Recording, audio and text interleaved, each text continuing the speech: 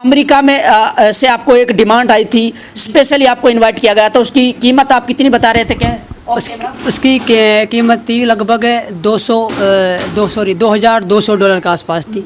उन्होंने कहा थोड़ा उसको वो ये पेंटिंग थी, ये बुद्ध है, अजंता केव 26 है, जो मैंने अपने तरीके से इसको थोड़ा बनाया, थोड़ा अलग है, डिफरेंट है, कलर सेम है थोड़ा, लेकिन मैंने उसको थोड़ा अपने तरीके से बनाया, थोड़ा अपने कलर से अपने तरीके से थोड़ा चेंज किया है।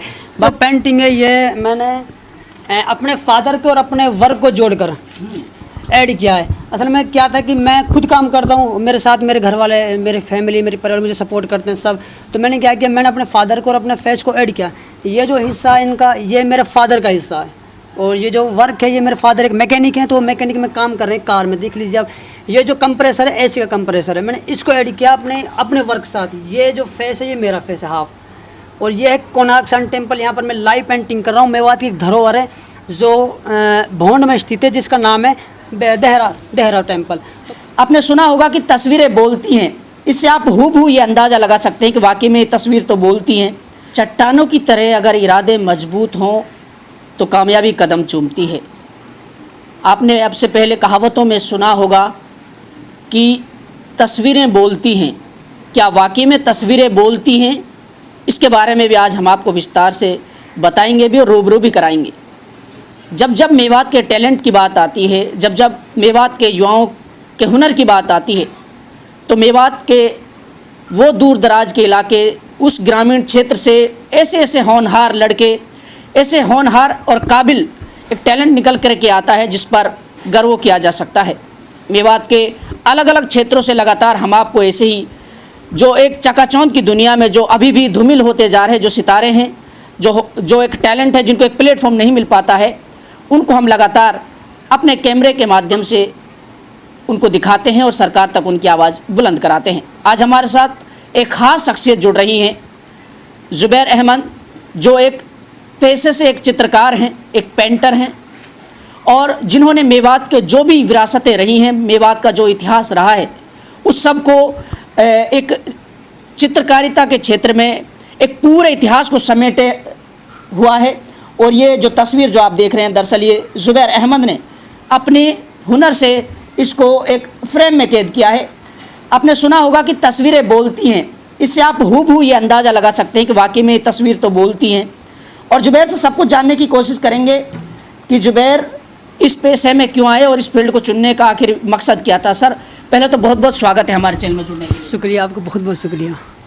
ज़ुबैर जी, सबसे पहला सवाल तो ये है कि ऐसी क्या इच्छा जागृत हुई आपके दिलो दिमाग में कि आपने सोचा कि मुझे एक चित्रकार ही बनना है, मुझे पेंटिंग की दुनिया में आगे कदम बढ़ाना है? ऐसा कब आपके दिलो दिमाग में चीज़ें हैं? हर चीज़ की जो शुरुआत होती है वो स्कूल से होती है। जो भी कोई आर्टिस्ट हो या कोई कलाकार हो, हमेशा स्कूल से निकलता। तो मेरी शुरुआत अपने स्कूल से हुई थी। तो जब मेरा जो स्कूल का जो टाइम था, जो वक्त था ना, वो था सन 2008 या 9 के आसपास। तब मैं 6th क्लास में था। उस टाइम हमारे टीचर थे, ड्राइंग टीचर, जिसका नाम था विनोद यादव। उन्होंने मेरी आर्ट को देखा। मैं शुरुआत से ही अपनी पेंटिंग करता था, शुरुआत से ही स्केच और ड्राइंग बनाता था, लेकिन कभी ये नहीं पता था कि इस फील्ड में क्या कर सकते हैं, क्या नहीं कर सकते हैं। लेकिन ड्राइंग जो हमारे विनोद यादव, जो हमारे टीचर थे ड्राइंग सर, उन्होंने जब फर्स्ट टाइम मुझे देखा अपनी क्लास में काम करता, तो उन्होंने मुझसे कहा कि तुम इसी फील्ड में आगे बढ़ो, तुम्हारा काम बहुत अच्छा है।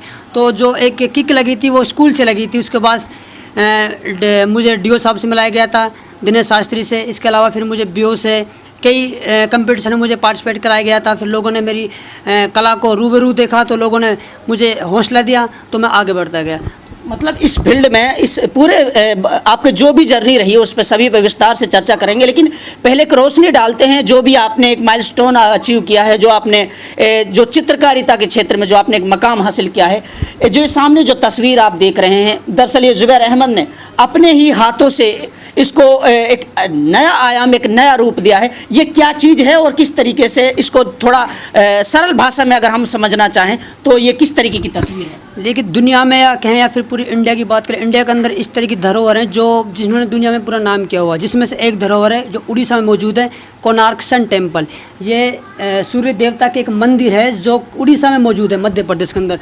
उसी कोणार्क टेम्पल का जो पहिया है, जो टेम्पल जो सन देवता हैं, उनका जो रथ है, उनका जो पहिया है, वो ये पहिया था।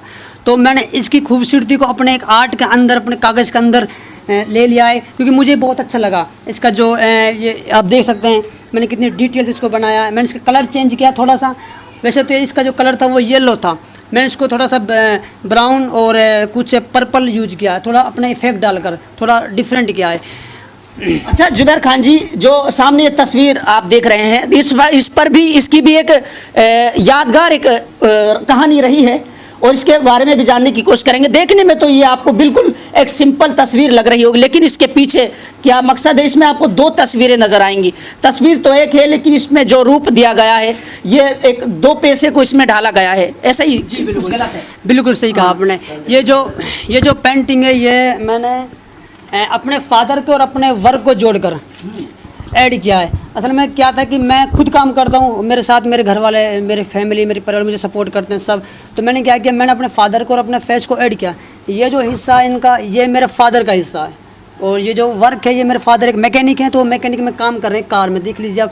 ये जो कंप्रेसर है एसी का कंप्रेसर है, मैंने इसको ऐड किया अपने वर्क के साथ। ये जो फेस है ये मेरा फेस है हाफ, और ये है कोणार्क सन टेम्पल। यहाँ पर मैं लाइव पेंटिंग कर रहा हूँ। मेवात की एक धरोहर है जो भोंड में स्थित है, जिसका नाम है देहरा टेम्पल। तो मैंने देहरा टेम्पल को और अपने फादर के का वर्क को और अपने लाइव पेंटिंग्स को, कोणार्क सन टेम्पल जो मैं काम करता हूँ, जो मेरे फादर काम करते हैं, उनको ऐड करके एक कंपोजिशन तैयार किया। असल में इसको करने का मकसद ये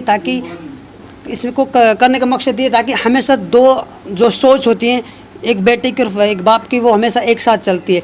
वर्क अलग अलग होते हैं, लेकिन जो एम होता है, जो मेन जो पॉइंट होता है वो सेम होता है। मेरे फादर मेरे लिए काम करते हैं धूप में पसीने में, और मैं जो काम कर रहा हूँ अपने फादर के लिए काम कर रहा हूँ, क्योंकि मैं चाहता हूँ कि मेरे फादर का सपना पूरा मेरे जरिए से। मेरे फादर चाहते हैं कि मेरे बेटे का सपना हो मेरे जरिए से, लेकिन हमारा लक्ष्य है कि काम अलग अलग है।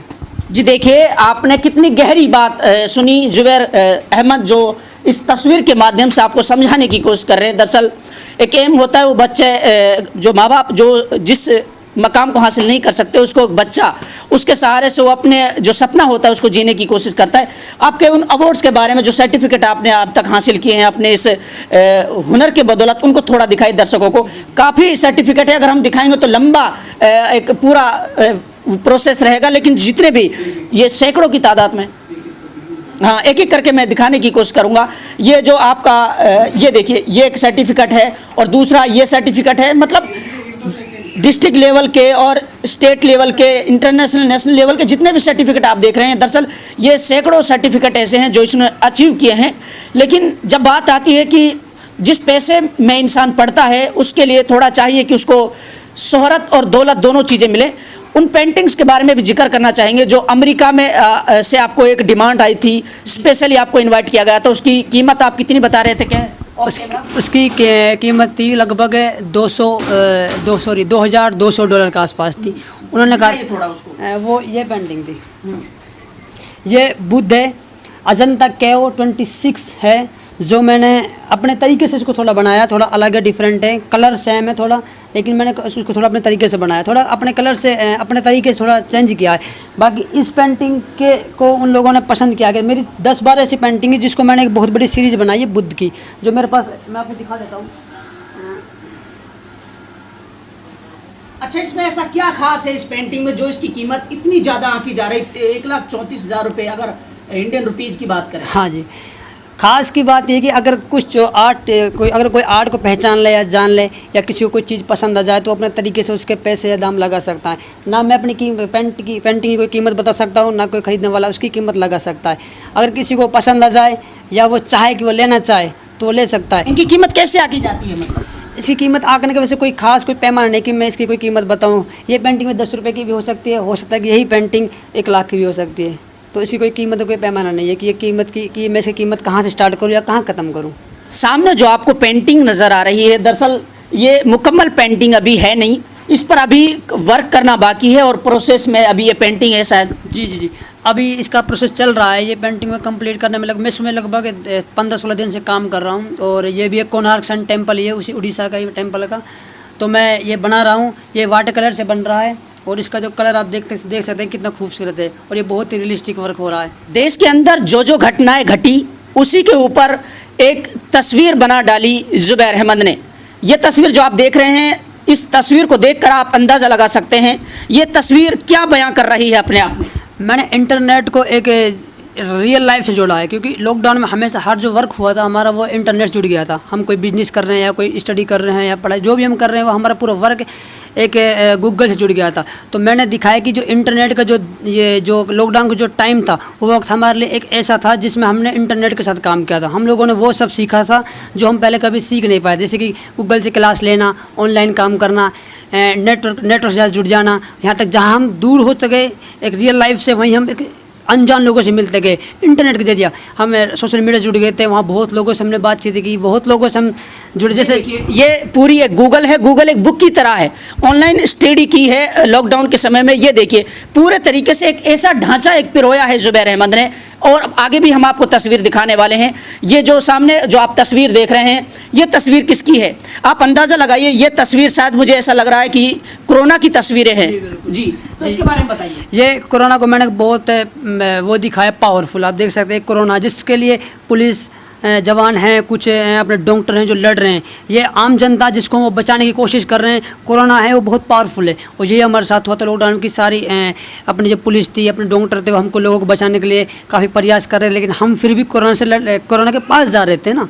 तो ये वही उसी के ऊपर मैंने पूरा बुक बनाया था एक पेंट। मैंने देखा कि हमारे जो बहुत पूरी दुनिया के अंदर एक तो बहुत ज़्यादा लड़ाई झगड़ा है, सिर्फ ओनली पावर।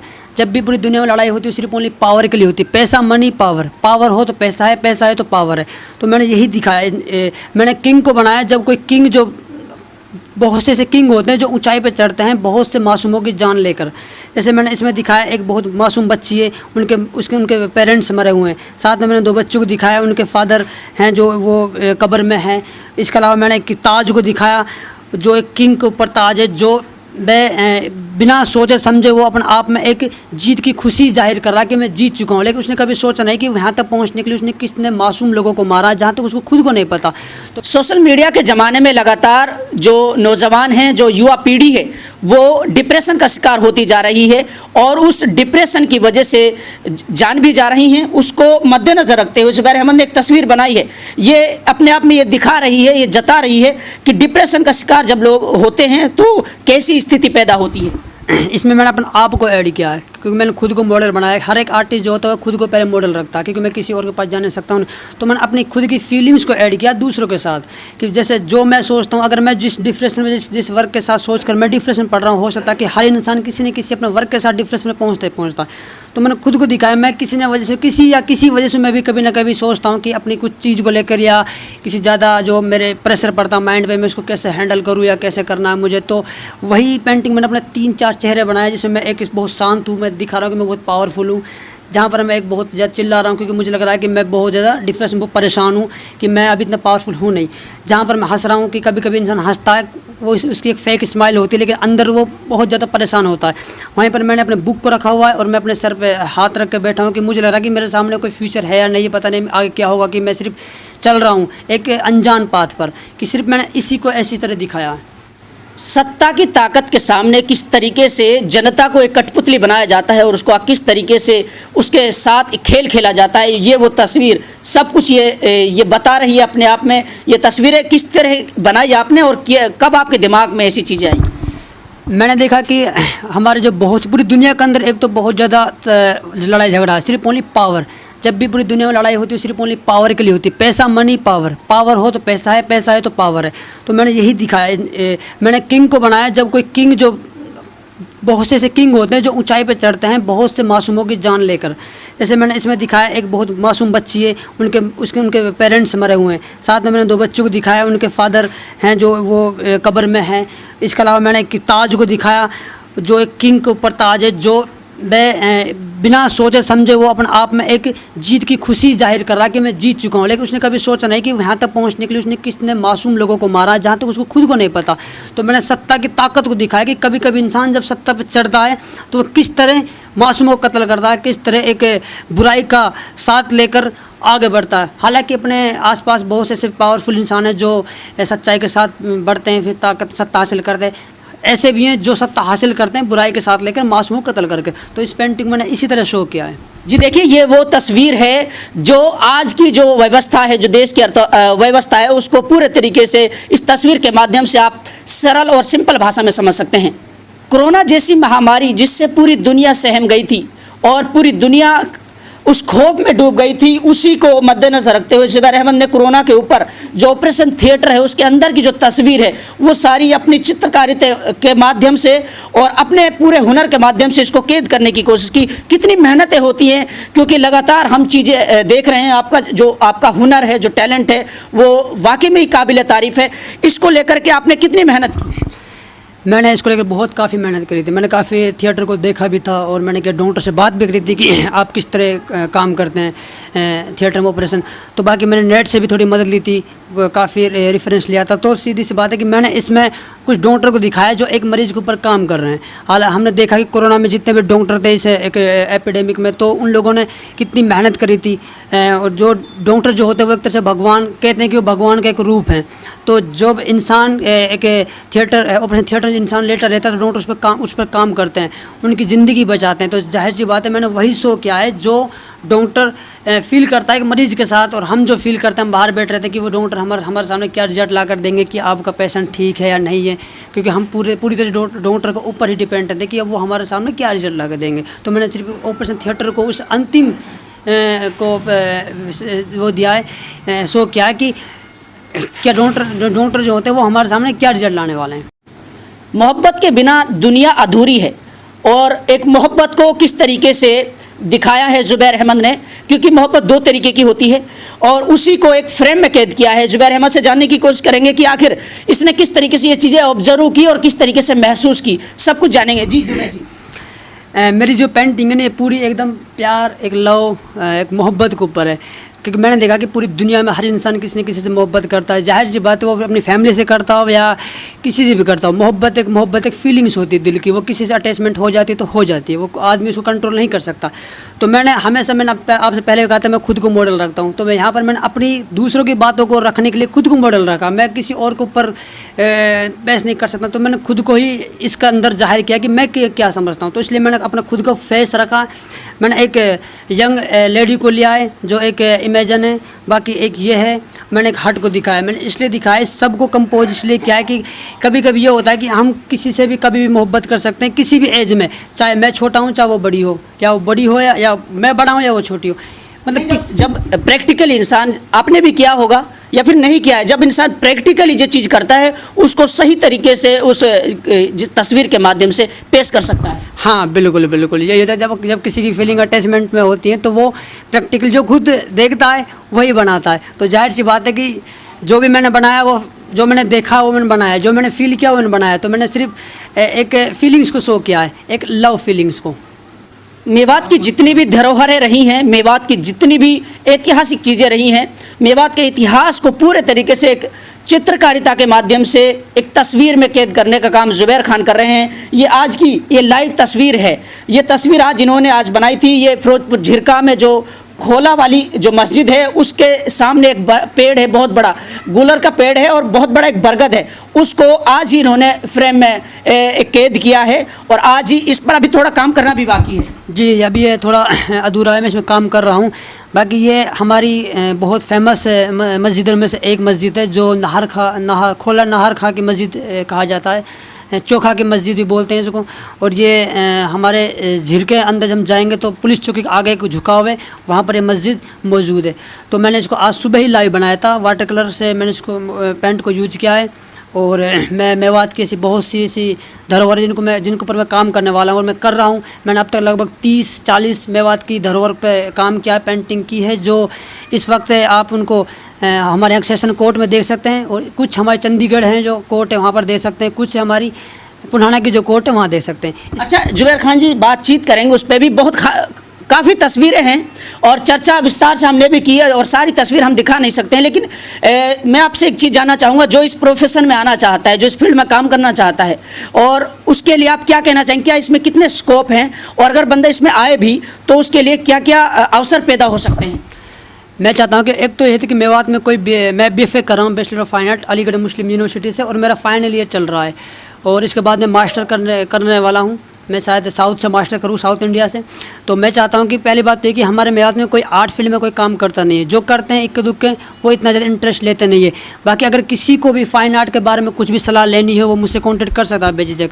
मैं उसकी तैयारी भी करा सकता हूँ, बैचलर ऑफ फाइन आर्ट की कॉलेज किसी यूनिवर्सिटी की या किसी भी इंस्टीट्यूट की, अगर उसको इस फील्ड में काम करना। बाकी इसके लिए आपको तैयारी करनी पड़ेगी। अगर आपके अंदर पहले जुनून है इस आर्ट को लेकर, पहले आपके अंदर कोई पैशन है कि आप इस फील्ड में काम करना चाहते हैं, तो आपके लिए बहुत सारे अवसर तो ओपन हो ही जाएंगे, क्योंकि आप उस फील्ड में काम कर रहे हैं, आपको नॉलेज हो जाएगी। बाकी अगर आपको नॉलेज नहीं है और आप इसमें काम करने वाले हैं तो आप मुझसे कांटेक्ट कर सकते हैं। मैं इसके बारे में आपको डिटेल्स बता सकता हूँ, आपकी तैयारी भी करा सकता हूँ, अलीगढ़ की, जामिया की, किसी भी यूनिवर्सिटी की।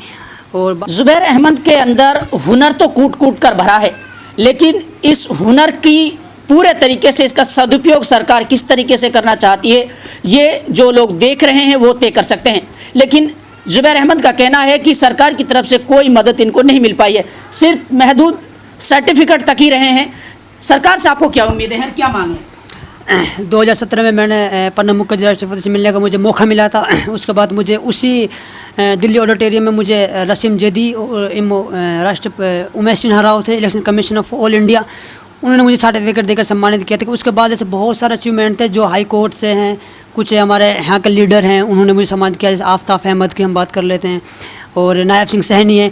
ऐसे बहुत से डिपार्टमेंट ने मुझे सम्मानित किया है, लेकिन सिर्फ ओनली सर्टिफिकेट के अलावा मेरी मतलब कोई आर्थिक मदद नहीं मिली है। बाकी आप जानते हैं कि मेरे फील्ड में मुझे बहुत पैसा खर्च करना पड़ता खुद को ही, मेरे मटेरियल बहुत महंगा होता है। मेरे फादर हैं वो मैकेनिक हैं, वो जैसे मदद करते हैं अपने तरीके से वो करते हैं, मैं उनसे ही, सिर्फ मेरी फैमिली मेरी मदद करती। बाकी रही बात गवर्नमेंट की, अभी तक तो गवर्नमेंट से मुझे कोई ख़ास तरह से कोई मदद नहीं मिली है। बाकी स्कूल टाइम में मुझे कंपटीशन में जब मैं पार्टिसिपेट करता था तो कुछ चेक मिलते थे 2000 या 500 रुपये के, वो स्कूल टाइम का था। लेकिन बहरहाल आपको मदद की ज़रूरत है। एक खास और महत्वपूर्ण सवाल आपसे करने वाला मेरे जहन में आया, मतलब जब आप चित्रकारी करते हैं तो उसके पहले, जैसे आपने आधुनिक युग के और पहले ज़माने की चित्रकारी की है, तो इसके लिए आपको रिसर्च काफ़ी करनी होती है। जी बिल्कुल, जब भी मैं कोई पेंट करता हूँ तो वाकई में मुझे काफ़ी, मैं पढ़ता हूँ उसके बारे में, क्या बना रहा हूँ मैं, क्यों बना रहा हूँ। जब भी मैं कोई चीज़ बनाता हूँ मैं ये सोचता हूँ कि ये पेंट मैं आज बना रहा हूँ, पर ये जो वक्त ये आने वाले टाइम के लिए बचा रहेगा हमेशा। मैं आज का सोच कर बनाता हूँ, लेकिन वो जो मैं सोचता हूँ वो सोचता हूँ 10 साल के या 20 साल तक वो जो हमेशा बचा रहे। जैसे मैंने मेवात की इतनी पेंटिंग करी थी, इससे पहले किसी ने उस फील्ड में कोई काम नहीं किया था मेवात की फोर्ट के ऊपर। मुझे पता है कि वो आज बेशक लोगों के लिए वो नज़र में ना आ रही हो कि वो काम नहीं आ रही है, लेकिन आने वाले वक्त में आज से 10 या 20 साल बाद लोगों को पता चलेगा कि किसी जुबैर ने ये काम किया था, जो आज उनके हाथ में ये रिकॉर्ड है या ये सारी पेंटिंग्स बची हैं, क्योंकि सारी धरोहर गिर चुकी हैं। अच्छा, एक सवाल आपसे और है। आप ऑफ कैमरा एक बात बोल रहे थे कि जो शहीद हसन खां मेवाती है, जिन्होंने अब से 500-600 साल पहले लड़ाई लड़ी, जो 12,000 घुड़सवारों के साथ जो शहीद हो गए थे, उसकी कोई तस्वीर नहीं है, तो फिर भी कैसे आपने महसूस किया और कहाँ से आपने रिसर्च की कि उसकी एक तस्वीर बना डाली और आप ट्रोल हो रहे हैं?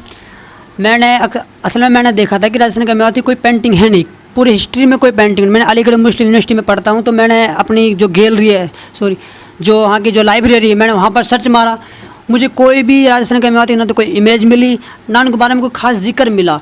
बाकी हमारे पास ऐसी कई किताबें, बुक है, जैसे हाल ही में खानज़ादा आई है भगवान दास मोरवाल की, मैंने उसको पढ़ा है। उसके अलावा मैंने सिद्दीकी अहमद साहब जी की बुक पढ़ी है, मेवात खोज, जो मेरे पास यहाँ पर रखी हुई है। इनमें हसन का मेवाती के बारे में इतना वो नहीं लिखा कि वो किस तरह रहते थे या किस तरह का कपड़ा पहनते थे और उनका एक तरीके से वो किस तरह दिखते थे, वो क्योंकि हमें तो सिर्फ उस चीज़ को दिखाना पड़ता है, फील करना पड़ता है, हम उस चीज़ के अंदर घुस जाते हैं कि वो रहते कैसे हैं। तो जाहिर सी बात है, मुझे किताबें पढ़ने, मैंने सारी किताबें पढ़ी, फिर मैंने मुग़लों के बारे में पढ़ा, क्योंकि हमारे जो मेवात का जो इतिहास है ना, मुग़लों से एकदम अटैच में है। दिल्ली में और मेवात में तो कोई फ़र्क नहीं है। तो यहाँ के जो खानज़ादा थे राजस्थान के मेवाती तो उनका जो लगाव था वो जाहिर सी बात है मुग़लों से था, उनके ख़ानदानी, उनके जो नाहर खां के। तो मैंने मुग़लों के बारे में पढ़ा कि अगर मुग़ल इस तरह के कपड़ा पहनते हैं, इस तरह के युद्ध में वो हिस्सा लेते हैं, तो जाहिर सी बात है कि उनके ऊपर बहुत सारी मूवीज़ है, बहुत सारी किताबें लिखी हुई हैं। तो मैंने मुग़लों के बारे में पढ़ा, तो उसी हिसाब से मैंने राजस्थान का मेवाती को एक फेस दिया। अच्छा, सिंपल सरल भाषा में समझे कि मुग़लों की तो काफ़ी तस्वीरें हैं, उनका जो गेटअप था उसी को आपने फ्रेम में कैद करने की कोशिश की। लास्ट में आपसे एक सवाल, जो लोग पर्सनली अपनी कोई तस्वीरें बनवाना चाहते हैं, उनके लिए आपकी तरफ से क्या चीज़ें हैं, क्या क्या सेवाएँ आप दे सकते हैं उनके लिए? अगर कोई पर्सनली अपना कोई फ़ोटो बनाना चाह रहा है या कोई अपनी कोई पर्सनली कोई भी पेंटिंग बनाना चाह रहा है, तो कोई मुझसे कांटेक्ट कर सकता है। मेरा मोबाइल नंबर आप लिख सकते हैं। मेरा मोबाइल नंबर है 9896029410। मैं फिर से रिपीट करता हूँ 9896029410। इसके अलावा आप मुझसे जुबैर अहमद के नाम से मेरी आईडी है, फेसबुक आईडी, आप हाँ मुझसे कांटेक्ट कर सकते हैं, मुझे मेल भी कर सकते हैं। और इसके अलावा आप मुझे इंस्टाग्राम पर मेरी जो आईडी है वो है @artpedia, तो वहाँ पर आप मेरे काम को देख सकते हैं और आप मुझसे कांटेक्ट कर सकते हैं। अच्छा जुबैर अहमद जी, अगर मैं आपसे अभी कहूँ कि मेरी एक लाइव तस्वीर आप बनाएं, जो लोगों को एक भरोसा हो कि इस तरीके से आप कितने मिनट में मेरी हूबहू मेरी एक शक्ल उतार सकते हैं? मैं आपका स्केच से एक नॉर्मल स्केच बनाने में मुझे लग जाएगा आपका लगभग 5 से 10 मिनट के बीच में आपका पूरा स्केच बनाने में टाइम लग जाएगा। बाकी अगर आप कलर से बनवाए कोई बड़ी तो उसमें काफ़ी टाइम लग जाएगा, शायद घंटा। अच्छा, तो अभी आप ऑन द कैमरा एक ऐसी तस्वीर बना करके दिखाएं। हाँ बिल्कुल बिल्कुल।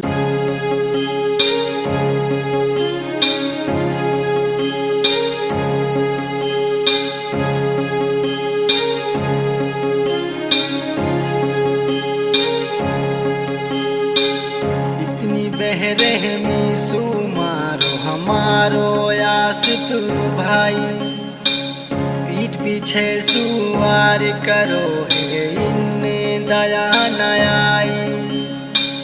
रुखसत हुआ गो दुनिया सो तू हम पे भूलो न जावे, जितनो तू है भूलाया सुख याद जाता आवे, भूलायो हम सुना जावे याद ज्यादा तो आवे, आखन काया सुबह जावे याद ज्यादा तो आवे।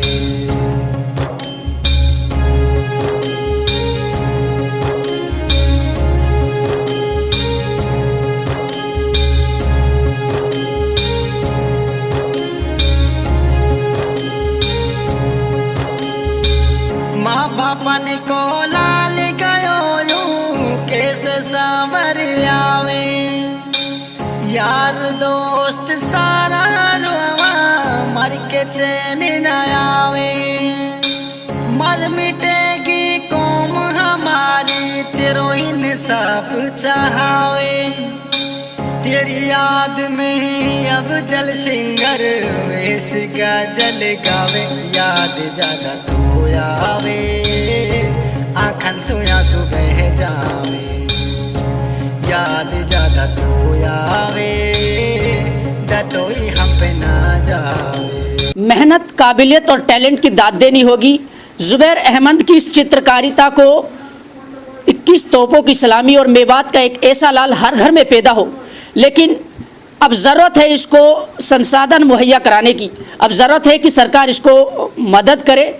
आपकी जानकारी के लिए बता दें कि मेवात का जो ग्रामीण एरिया है उस क्षेत्र से जुबैर अहमद आते हैं और इसको जो चित्रकारिता है इसको देख करके मेवात फ़ख्र करेगा और ये बताएगा कि हमारे मेवात का भी एक ऐसा नौजवान जिन्होंने देश और दुनिया में अपनी चित्रकारिता के जरिए एक नाम रोशन किया है। आपकी जानकारी के लिए बता दें कि एक ऐसा ही नौजवान मेवात के किसी क्षेत्र में आपको नज़र नहीं आएगा। ये हूबहू जो तस्वीर आप देख रहे हैं, आप दरअसल ये 10 मिनट का इसका ये करतब है, ये इसकी उपलब्धि है जो इसने लाइव तस्वीर आप जो मेरी एक तस्वीर इसने हूबहू बना करके दिखाई है। इस मेवात के नौजवान की मंजिल यही नहीं है, इसको अभी लंबी उड़ान भरनी है और इस लंबी उड़ान के लिए मेवात के इस नौजवान के लिए आपके सहारे की ज़रूरत है, आपकी मदद की ज़रूरत है। अगर आप चाहते हैं कि इसकी मदद करें तो आर्थिक तौर पर भी आप इसकी मदद कर सकते हैं। इसका नंबर हमने डिस्क्रिप्शन में आपको उपलब्ध करवा दिया है और जो तस्वीर आप देख रहे हैं ये आपके सामने जग जाहिर है। हम ऐसी दुनिया की चकाचौंध भरी इस दुनिया में और मेवात का जो एक टैलेंट है जो धूमिल होता जा रहा है उसको लगातार अपने कैमरे में उसके फ्रेम में कैद करके आपको दिखाना चाहते हैं। ऐसे टैलेंट को हम उभारना चाहते हैं। अगर आपके इलाके में भी कोई ऐसा टैलेंट है तो आप हमारी टीम से संपर्क कर सकते हैं और आपकी क्या राय है, क्या प्रतिक्रिया है, आप हमें अपनी प्रतिक्रिया दे सकते हैं, अपने सुझाव दे सकते हैं और इस जुबैर अहमद की इस वीडियो को, इसके हुनर को, इसकी काबिलियत को आप ज़्यादा से ज़्यादा शेयर करेंगे तो शायद इस जुबैर अहमद की जो कामयाबी के जो बुलंदियां हैं उसके ये झंडे गाड़ सकते हैं और देश और दुनिया में अपना नाम रोशन कर सकते हैं। आज के लिए बस इतना ही। फिर मुलाकात होगी एक नए टैलेंट के साथ, एक नई ऐसी प्रतिभा के साथ। तब तक के लिए बने रहे मेरे साथ।